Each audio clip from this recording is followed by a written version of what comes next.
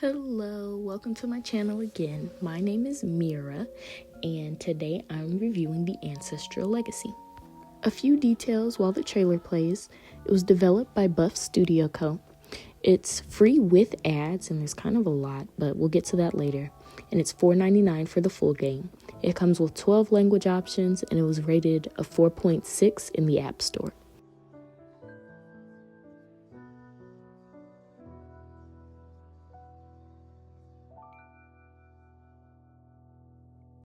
Okay, so jumping right in, right here. See how it looks like it's paused. It's not moving between, but that's the game prompt kind of doing options. It does something where it doesn't that on its automatically I'm not play the next slide. And that was one of the things I wasn't a fan of while playing. Even when you hit that little pause button at the top, it doesn't stop the gameplay. And when you hit it to press go, it doesn't necessarily do anything. I was confused by that, wasn't a fan. But before we get into that more, one of the things here, you do have to watch ads to get more tickets. You can replay ads to get more tickets. Of course, you get 30 tickets every time you watch an ad. Doesn't matter the length of the ad, but it goes up in increments of 30. Each prompt itself was 5 tickets. So if you just watch one ad as you play the game, you get, 6 prompts. You get to answer 6 prompts while you play the game. That's really not bad. I don't think there's a limit on how many tickets you can get at once, but the time intervals do go up every 15-20 seconds or so. I'm not entirely sure. I think I capped out at like 1 minute, and I just didn't want to wait. I think I got like 60 or maybe like 90 tickets or something. Like, I don't remember how many. Don't quote me there, but you can do that. Another way, if you don't want to watch the ads, is paying for it. And this, I was kind of confused because it's like you can pay to get tickets or you can pay the full game, which I was like, get your money. But that's just 2 things I noticed. Not really a negative or a positive, just something I saw.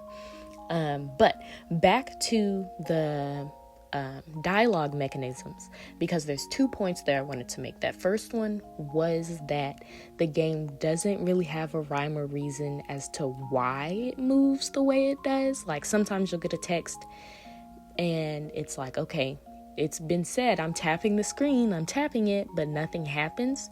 And then the next message appears just kind of randomly on your last tap. That was a little strange, but it's not really that big of a deal. I was still able to play. What else?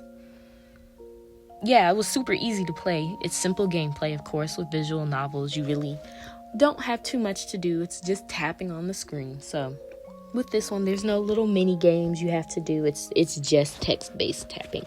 Text-based and tapping stuff. The other thing with that, while you're playing the game, and this is a positive here, I'm about to say a positive. I know it sounds like I've been being so hard on the game, but one of the few positives that I pointed out is that it is really easy to play. So I usually will pick up a game and play for maybe like 15-20 minutes, unless I just have a whole bunch of time. But I usually play in short spurts, and I find most games are really hard to play that way because they want you to play through in like big chunks, and I just don't have the time for that. So I really enjoyed that with this. I could pick it up, put it down, and it was easy to see the past messages. So like, I think I went 3 days without playing, and I completely forgot the storyline and what was going on and where I was in the game. So to fix that, all you have to do is scroll up. You can see literally every single message. So that was super cool, super whatever to figure out. Overall, though, with the gameplay elements and everything, it was all right. I'm not going to say it was great just because... And here's a gripe. One thing that I did not like was there are sections in the game where choices really matter or they really don't matter. And I don't really like that, because I really want the game to be a uniform experience. I don't want it to be easy on me at some points and really hard on me at others. And then it's like, oh, that really hard section actually doesn't matter. And not to say that game did that. Well, it does. But I'll just point out 2 examples. I don't think I have them here. I think I just took screenshots of them. But I noticed that there are choice options that you get, and of course they cost tickets, but there are some prompts where you're forced to answer and it's not necessary. So the example I'm thinking of is there's something where the character is given an option to either go outside or stay in the house, and you know how sometimes it kind of forces you to answer a certain way? It doesn't do that. It just gives you those 2 options, inside or outside, right? I decided to click inside because there was something else I wanted to explore. The game, the very next prompt was like, oh, we don't need to be inside for whatever reason, or let's go outside. Like forcing you to go outside, which I didn't like, because if you're going to give me the option, give me the option. If we went inside and found something, that would have been a really cool game element, but we didn't get that. And I wasted 5 tickets.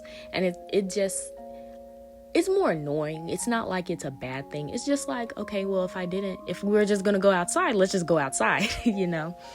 But the other one, okay, I might have to, edited me, if you see this, we might have to add in that message. So there's, further into the game, I don't remember it happening too much in the beginning, but further in the game, there's a scene where you have to fight another character, or there's a scene where a confrontation is coming, right? And prior to fighting this character, the game given text tells you this character looks weak right now, or looks tired. It just doesn't look like how they usually look, right? And the 2 prompts you're given after that are fight this character or go around, like sneak around, right? And I'm like, okay, well, let's make this short and easy. Let's fight the character, right? As soon as you hit fight character, the next prompt is the character is strong and defeats you. Where did that come from? We had no idea that it, like, I just didn't like that. Don't tell me one thing and then, actually, that makes no sense. This is a text-based game. It's unfair to the player to get to a certain point, feel like they're doing a really good job in the gameplay, and then, actually, we're lying. This character isn't weak at all. They're super freaking strong. There's no hints to this prior to. So that was one of my gripes that I had with it. If you're gonna do text-based games, if there's a visual novel, my biggest thing would be a focus on making sure that everything aligns to make it make sense to your player. Like, if I want to explore a different part of the world, don't give me the option to explore if I can't do it. Or if I need to confront a character, don't give me the option to attack if I can't actually attack this character. It just doesn't make sense, and it makes the gameplay less desirable.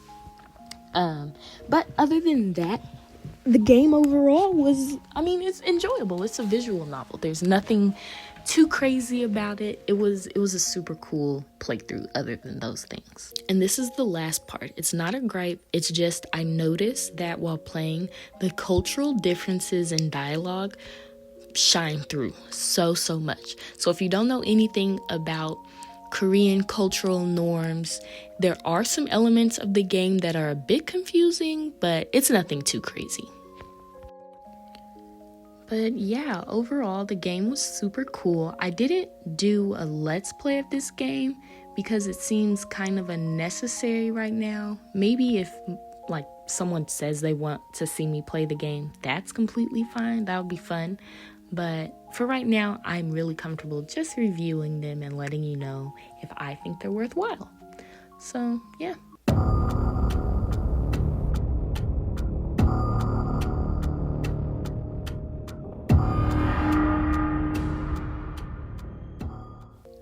Now it's time for my review and honest opinion.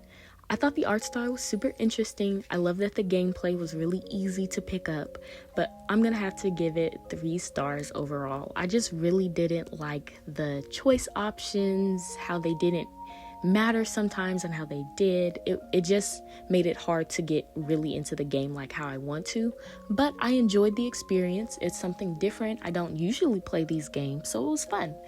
But yeah, sticking with the 3 stars. I did not want to play again, so I didn't see the other endings.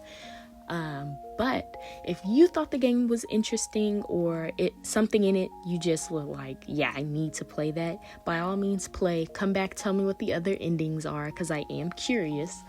But yeah, that's my rating, my opinion. You can't do anything about it. But anyways, I want to say thank you for watching my video. I really appreciate it. And make sure you leave a like and subscribe. Bye!